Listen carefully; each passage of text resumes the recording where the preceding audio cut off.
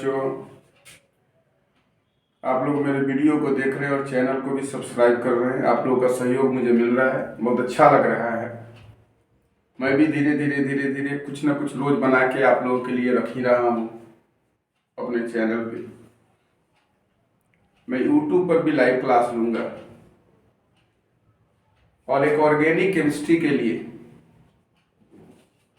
Online coaching की भी व्यवस्था कर रहा हूँ। ट्यूशन के, नॉट ए कोचिंग, मैं पढ़ाऊँगा।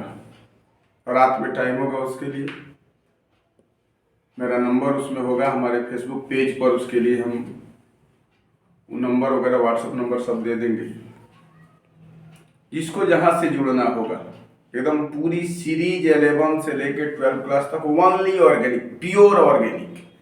उसमें कुछ इनऑर्गेनिक वगैरह जहाँ से आएगा उसको मिलाया जाएगा, लेकिन प्योर ऑर्गेनिक केमिस्ट्री की पढ़ाई होगी। नीट हो, इंजीनियरिंग हो, जिस लेवल की ऑर्गेनिक केमिस्ट्री की होगी। बीएससी में भी बहुत काम आने वाला चीज़ होगा। सारे रिएक्शन मैकेनिज्म पर, जितने भी नेम रिएक्शन है सबके मैकेनिज्म पर भी बात होगा। आइसोमेरिज्म इसके पहले हम बनाए थे, जिसमें चेन और पोजीशन की बात हुई थी। आज हम सोच रहे हैं कि इस आइसोमेरिज्म को, स्ट्रक्चर का पूरा पार्ट जो कॉन्स्टिट्यूशनल आइसोमेरिज्म, उसके पूरे पार्ट को खत्म कर दें। आगे ज्योमेट्रिकल आइसोमेरिज्म और ऑप्टिकल आइसोमेरिज्म पर नेक्स्ट वीडियो मैं बनाऊंगा। तो शुरू किया जाए। आज मैं आप लोगों को पढ़ा रहा हूं फंक्शनल आइसोमेरिज्म। तो इसमें फंक्शनल आइसोमेरिज्म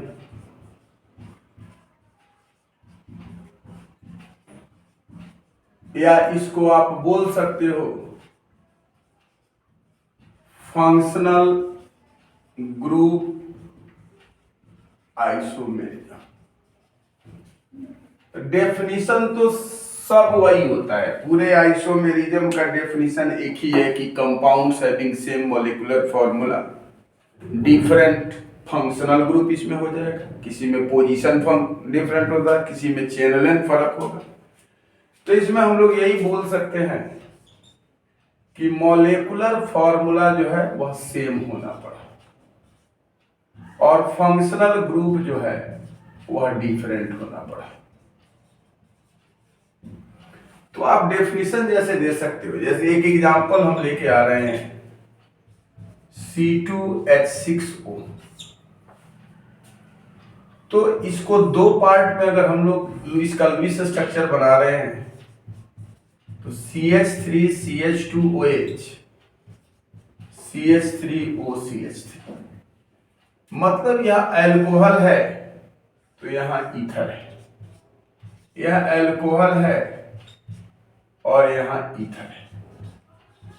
तो हम लोग यह बात बोल सकते हैं कि जो अल्कोहल है वह ईथर का फंक्शनल आइसोमर है और जो ईथर है वह अल्कोहल का फंक्शनल आइसोमर है। तो दोनों का मॉलिक्यूलर फॉर्मूला, दोनों के पास, इसके पास भी 1 2 कार्बन है, 3 2 5 1 6 हाइड्रोजन और 1 ऑक्सीजन है। इसके पास भी 2 कार्बन है, 6 हाइड्रोजन और 1 ऑक्सीजन है। तो हम लोग अगर इसको डिफाइन करते हैं, अगर मैंने जैसे आपको लिखना है कि how can you define functional isomerism, तो सीधे लिखो कि compounds having same molecular formula but different functional group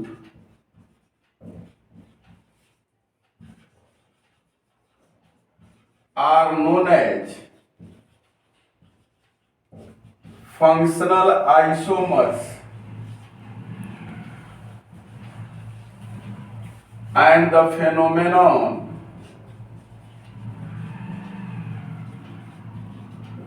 is known as functional isomerism। मतलब कि सेम मॉलिक्यूलर फॉर्मूला हुआ,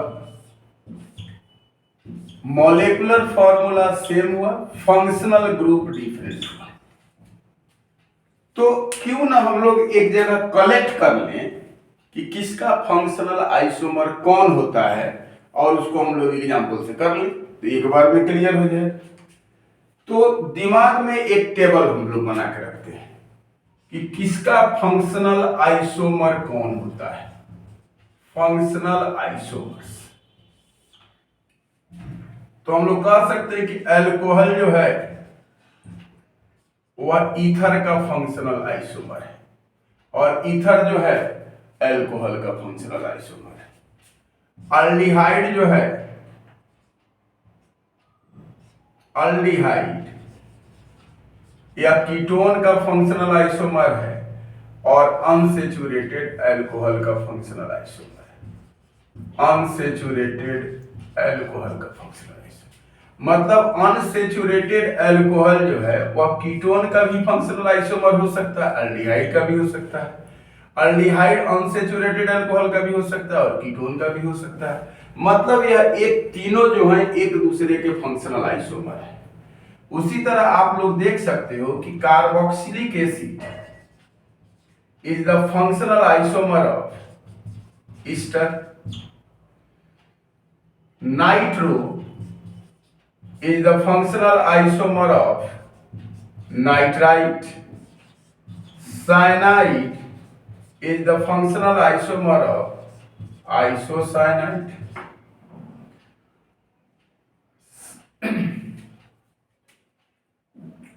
alkyne functional isomer of diene, alcohol ether का हुआ, अल्डिहाइड कीटोन का हुआ, अनसेचुरेटेड कार्बोक्सिलिक एसिड ईस्टर का हुआ, नाइट्रो नाइट्राइट का हुआ, साइनाइड आइसोसाइनाइड का हुआ, अल्काइन डाइन का हुआ। उसी तरह प्राइमरी एमाइन जिसको आप लोग बोलते हो NH2 वह होगा सेकेंडरी एमाइन जिसको हम लोग बोलते हैं NH, इसको सेकेंडरी एमाइन बोलते हैं। और यह जो फंक्शनल आइसोमर हो जाएगा वह N टर्शियरी एमाइन का हो जाएगा, टर्शियरी एमाइन का। तो दिमाग में इतना मोटा मोटी हम लोग बात रखेंगे कि एक कंपाउंड अगर अल्कोहल होगा तो दूसरा ईस्टर होगा, एक अल्डिहाइड होगा तो वह कीटोन भी हो सकता है, अनसेचुरेटेड अल्कोहल भी हो सकता है, कार्बोक्सिलिक एसिड होगा तो ईस्टर होगा, नाइट्रो होगा तो नाइट्राइट होगा, साइनाइड होगा तो आइसोसाइनाइड होगा, अल्काइन होगा तो डाइन होगा, प्राइमरी एमाइन होगा तो सेकेंडरी एमाइन होगा, टर्शियरी एमाइन। अब जैसे अब इसी की बात बोलते हैं, aldehyde, ketone, unsaturated alcohol, unsaturated alcohol. तो अल्डिहाइड का फंक्शनल ग्रुप यही होता है RCHO, कीटोन का फंक्शनल ग्रुप RCOR। अब अनसेचुरेटेड होगा तो यही ना होगा C डबल बॉन्ड O और OH, मतलब यहाँ इन है और यहाँ ओल है, इसको इनोल भी बोला जा सकता है। लेकिन जनरल फॉर्मूला आप देखिएगा तो इसका जनरल फॉर्मूला होता है CnH2n डॉट O। n के जगह पर आप 3 रख के देखो, n के जगह पर 3 रखोगे तो C3H6O। अब अल्डिहाइड बना के देखो तो बोलोगे कि CH3 CH2 CHO। कीटोन बना के देखो CH3 CO CH3। Unsaturated alcohol बना के देखोगे तो यहाँ हो जाएगा CH3 COH और CH3।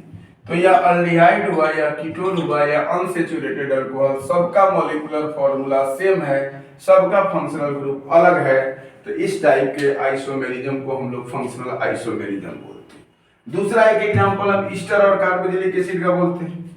कार्बोक्सिलिक एसिड जो है वह ईस्टर का फंक्शनल आइसोमर है। इसका फंक्शनल ग्रुप होता है RCOOH, यहाँ डबल बॉन्ड।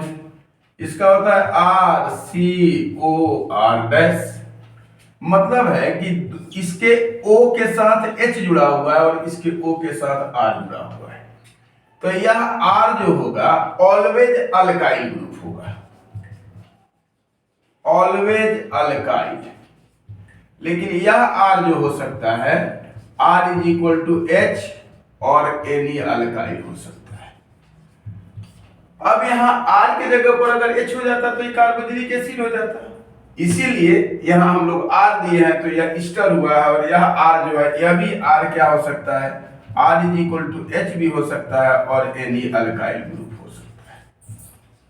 तो अब इसके बारे में हम, आप लोग इसको नोट कीजिए, नहीं तो पूरा इधर उधर हो जाएगा। इसको पहले आप लोग नोट कर लीजिए, उसके बाद इस दोनों को हम डिस्कस करके तब मेटामेरिज्म पर पहुंचते हैं, उसके बाद टॉटोमेरिज्म पढ़ा देते हैं। आप लोग इसको नोट करो।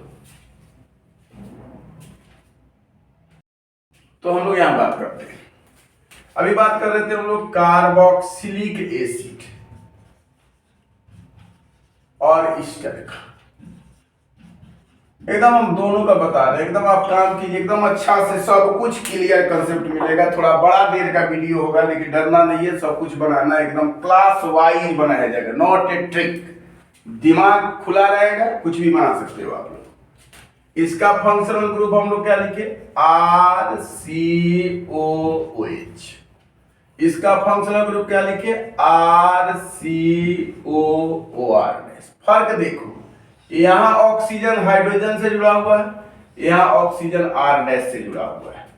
यह R इसके लिए R=H हो सकता है और एनी अल्काइल ग्रुप हो सकता है, एनी अल्काइल। तो इसका मतलब है यहां भी R=H हो सकता है और एनी अल्काइल ग्रुप हो सकता है। लेकिन यह R' जो है, यह पहले भी मैं बताया हूं कि ऑलवेज अल्काइल ग्रुप ही होगा, क्योंकि यहां जब H रख दोगे तो ये तो कार्बोक्सिलिक एसिड हो जाएगा। अब इसका जनरल फॉर्मूला जो होता है, इसका जनरल फॉर्मूला होता है CnH2n.O2। अब इसमें दो R है, इसमें एक ही R है, तो हम लोग R के जगह पर 2 रखेंगे, मतलब N के जगह पर 2 रखेंगे, तो फॉर्मूला हो जाएगा C2H4O2। 2 कार्बन है, तो हम लोग जानते हैं, तो इसको बनाइएगा तो आप कीजिएगा CH3COOH। यहां क्या हो गया, इथेनोइक एसिड, या आप इसको बोलिएगा एसिटिक एसिड। या एसिटिक एसिड जो है विनेगर में पाया जाता है, इसका सोर्स है विनेगर। यह जो आइसोमेरिज्म बनाएगा, इस अल्काइल ग्रुप को केवल आपको ट्रांसफर करके यहां ले आ देना और H को ट्रांसफर करके यहां ले जाना है। तो यहां हो जाएगा HCOOCH3, क्योंकि इसमें बोला गया कि यह H नहीं हो सकता, इसीलिए हम लोग इस अल्काइल को यहां लेके आ गए। अब देखिए इसका नाम क्या हो गया, यहां जो होता है स्टर का नाम हम आपको बता रहे हैं कि आईयूपीएक नेम इसका कैसे लिखेंगे। तो इसका नाम होता है अल्काइल और इस पूरे पार्ट का नाम होता है अल्केनोइड। तो इसको सीधा करके लिखा जाता है अल्काइल अल्केनोइड। इधर वाला का नाम अल्काइल, इधर वाला का अल्केनोइड, तो इसका नाम हो गया मिथाइल और इसका एक कार्बन है तो मिथेनोइड, तो इसका नाम हो जाएगा मिथाइल मिथेनोइड। एक कार्बन है तो क्या हो जाएगा मिथाइल मिथेनोइड।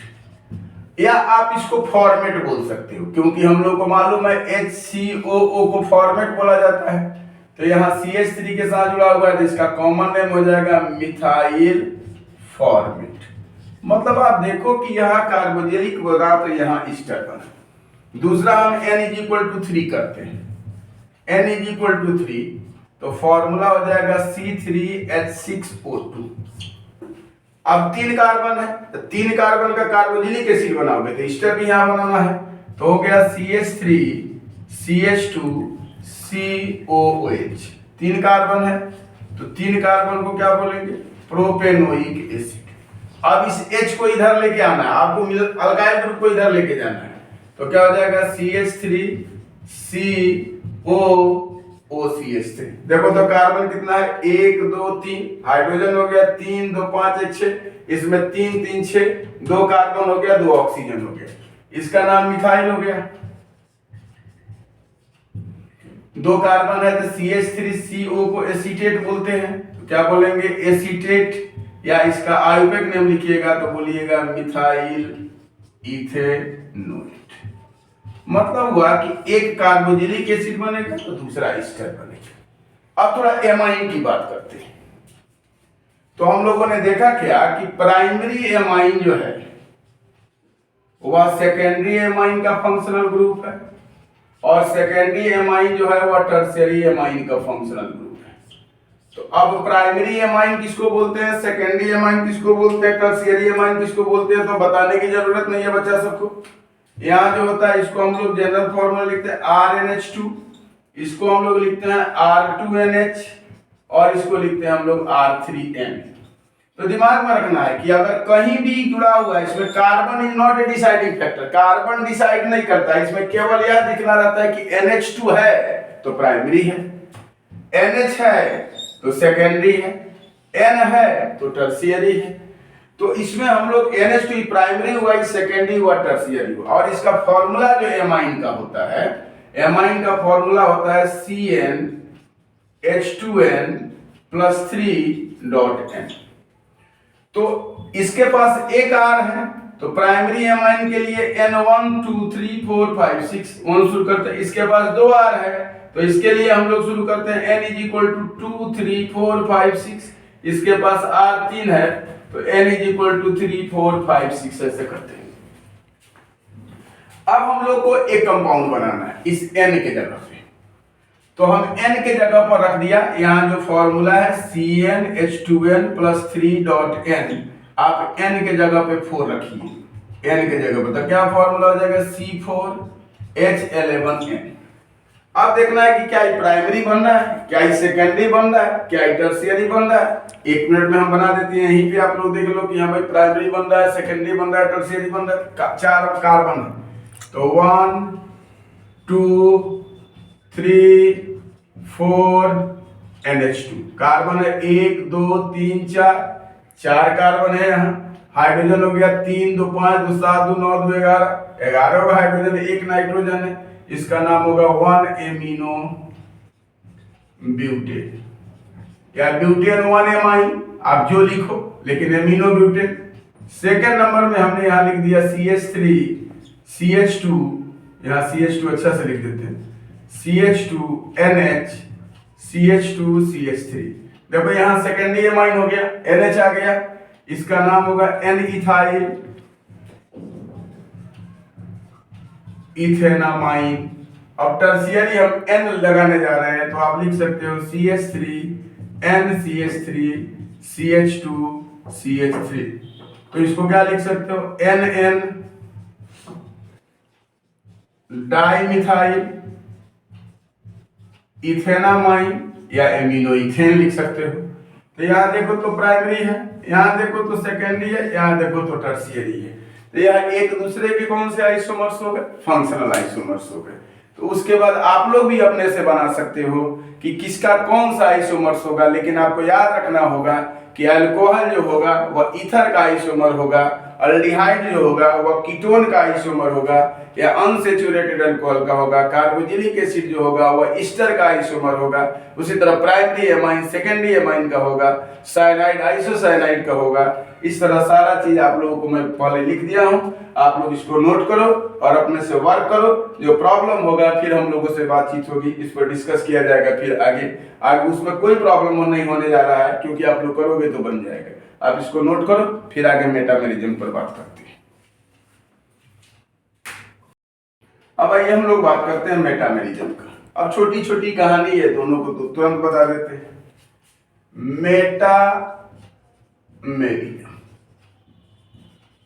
मेटामेरिज्म की कहानी कहाँ कहाँ होती है भाई, ईथर में ही मिल जाते हैं हम लोगों को 12th क्लास में, कीटोन में मिल जाते हैं हम लोगों को 12th क्लास में, और एमाइन चैप्टर में ही हम लोगों को मिल जाते हैं। मतलब जनरली इस तीनों में मेटामेरिज्म का डिस्कशन होता है, और बहुत बड़ा चीज नहीं है मेटा, बहुत आसान चीज है मेटामेरिज्म।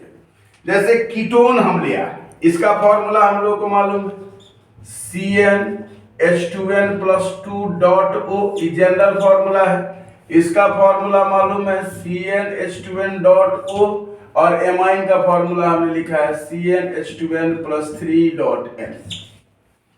तो अब हम जनरली इसकी बात करते हैं, कीटोन का ही बात करते हैं, एमाइन का ही बात करते हैं, किसी का भी बात करोगे तो हम N के जगह पर 5 ले लिए, तो C5H10O, अब यहां देखो CH3 CH2 CO CH2 CH3 5 carbon है, इसका नाम होगा pentane 3 own. CH3 CO CH2 CH2 CH3 pentane 2।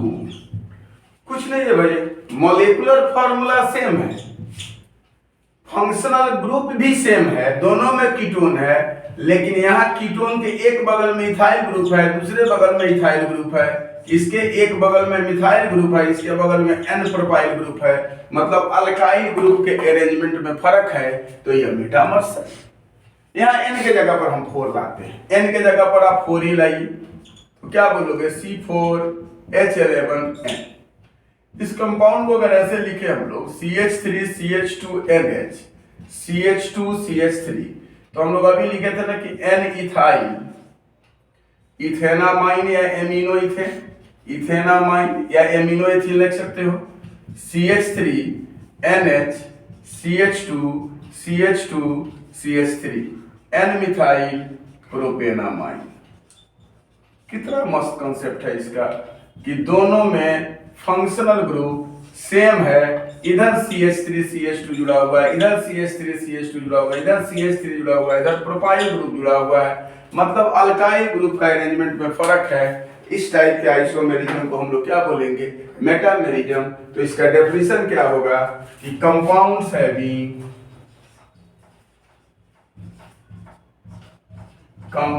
Having same molecular formula and same functional group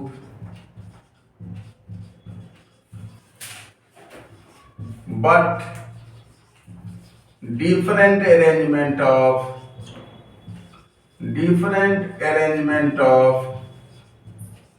alkyl group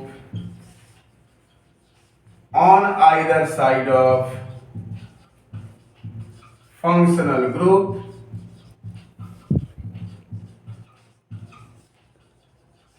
are called metamers, and the phenomenon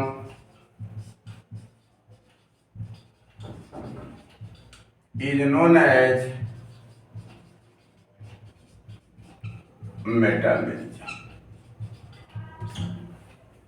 तो दोनों side में, जैसे अब ether का भी काम कर देते हैं भाई, कि आप लोग नहीं कहिएगा कि यहाँ सर्दू को बना दिए, ईथर का नहीं बना, यहाँ ईथर का भी हम बना देते हैं। एक क्वेश्चन हम ईथर का भी जगह है, यहाँ हम ईथर का बना देते हैं। फॉर्मूला है CnH2n+2. ये जनरल फॉर्मूला याद रखना चाहिए स्टूडेंट को, यह सब चीज इंपॉर्टेंट चीज है, इसको याद रखना चाहिए, और यह याद रखने से आपका क्रिस्टल क्लियर रहेगा, उसमें कोई दिक्कत की बात नहीं है। एन के जगह पे यहाँ भी 4 रखिए, तो क्या हो जाएगा C4H10O। तो हमने एक इसका बना दिया, देखो तो CH3 CH2 CH2O CH3, इधर देखो तो प्रोपाइल है, इधर मिथाइल है। दूसरा कंपाउंड बना दिया CH3 CH3O CH3, यहाँ देखो ब्रांचियन वाला अल्काइल है, इधर मिथाइल है। दूसरा हमने बना दिया CH3 CH2O CH2 CH3, इधर इथाइल है, इधर इथाइल है। तो हम लोग जनरली इसको बोल सकते हैं कि इसमें मॉलिक्यूलर फॉर्मूला सेम है, मतलब यही है कि molecular formula same, functional group भी same, but different arrangement of alkyl group, different arrangement of alkyl group on either side of functional group, on either side of functional group। यही बात हम लोग बोल रहे हैं, उसी समय से यह डेफिनेशन वही है। इस टाइप के आइसोमेरिज्म को हम लोग मेटामेरिज्म बोलते हैं। तो इसको आप लोग नोट करो। इसके बाद हम टॉटोमेरिज्म की बात करते हैं, उसके बाद चेन आइसोमेरिज्म में हम बता देंगे कि कितना आइसोमर बनेगा। उसके बाद इस वीडियो में क्वेश्चन देंगे आपको, आप कमेंट कीजिएगा क्वेश्चन पर कि आप बना के हमको भेजिएगा कि कितना आइसोमर बनेगा, कौन कौन आइसोमर बनेगा, उसको आप लोग बना के भेजिएगा। आप लोग के कमेंट पर हम जवाब देंगे, जो होगा सही होगा जिसका, उस पर हम लोग आगे बढ़ेंगे। मतलब पढ़ाई को थोड़ा सा आप सीरियस कीजिए, हम आपके साथ हैं, आप हमारे साथ रहिए। अब आइए कीटो इनोल आइसोमेरिज्म, एकदम छोटा सा समझा देते हैं। कीटो इनोल आइसोमेरिज्म बहुत आसान चीज है भैया। कीटो इनोल क्या बोलेंगे भाई, इसका ठेकेदारी लिए हम लोग टॉउटोमेरिज्म बोलेंगे, टॉउटोमेरिज्म। अब देखो भाई, टॉउटोमेरिज्म की कहानी बहुत लोग भाषण कर, ये है वो है फलान है ठिकान है, इसकी नई कहानी बता रहे, इसका ऑपरेशन कर रहे हैं। भाई सुन दो, यह बात क्या है। टॉउटोमेरिज्म कब होता है? Depends upon the migration of alpha hydrogen. सीधा एक लाइन का बात है कि कंप्लीट डिपेंड करेगा कब? जब अल्फा हाइड्रोजन का माइग्रेशन होगा। यह क्या है भाई? तो हम लोग दूसरा नंबर में बोल सकते हैं कि it is the special type of functional isomerism. तीसरा नंबर में क्या होगा? In which both isomers are exist in equilibrium.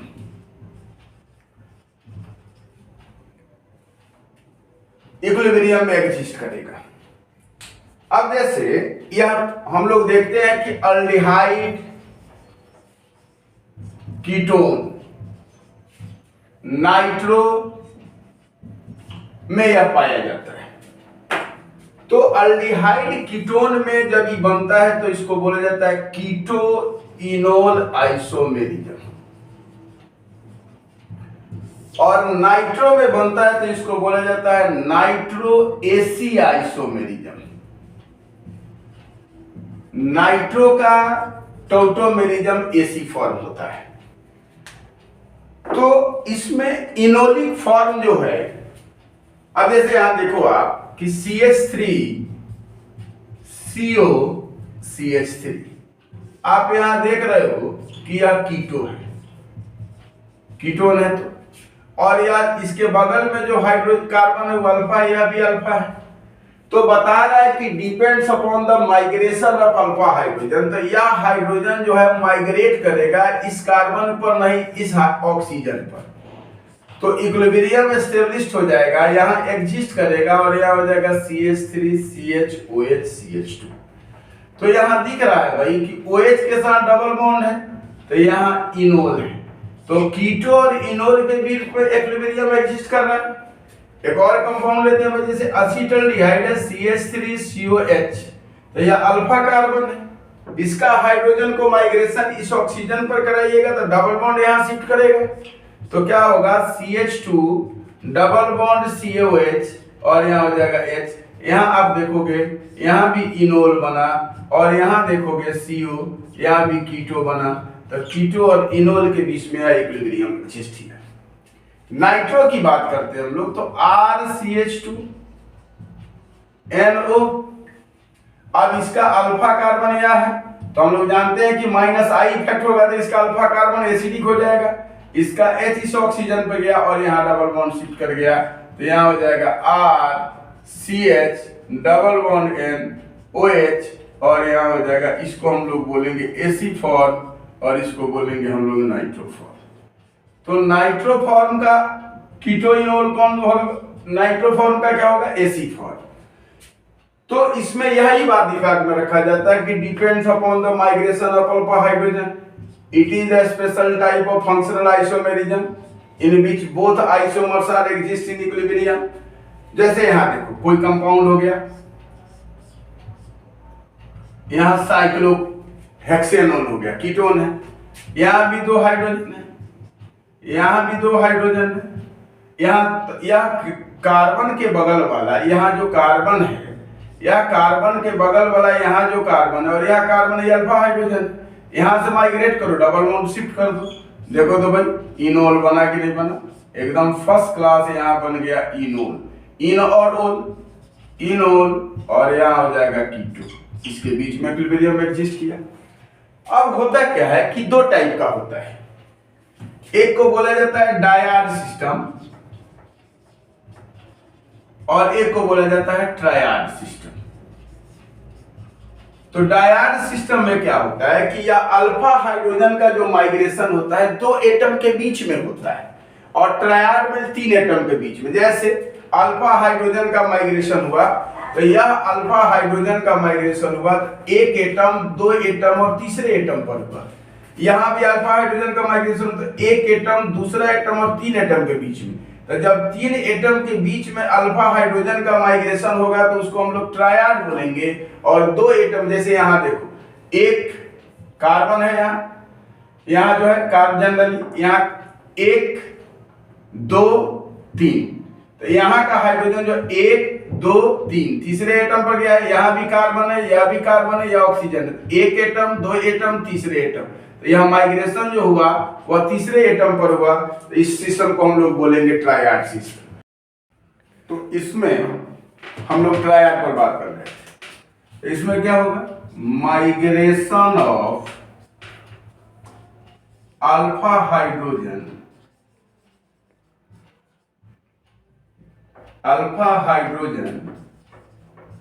Between three atoms, मतलब ऑसिलेशन भी बोला जाता है इसको। इसमें क्या होगा, migration of alpha hydrogen between two atoms. तो याद रखना है कि केवल HCN के केस में होता है, और भी होता है, मतलब जनरली HCN के केस में। इसमें क्या हुआ, जैसे CH3 CO CH3, यहाँ अल्फा यहाँ अल्फा, एक एटम, दूसरा एटम, तीसरा एटम, माइग्रेट करा दो, CH3 COH double bond CH2, enol keto. इसमें होगा एक एटम, दो एटम, तीन एटम, तीसरे एटम पर चला गया नाइट्रो एसिड। यह कौन सा सिस्टम हुआ, ट्रायड। यह कौन सा सिस्टम हुआ, ट्रायड। यह कौन सा सिस्टम हुआ, ट्रायड। यह कौन सा सिस्टम हुआ, ट्रायड।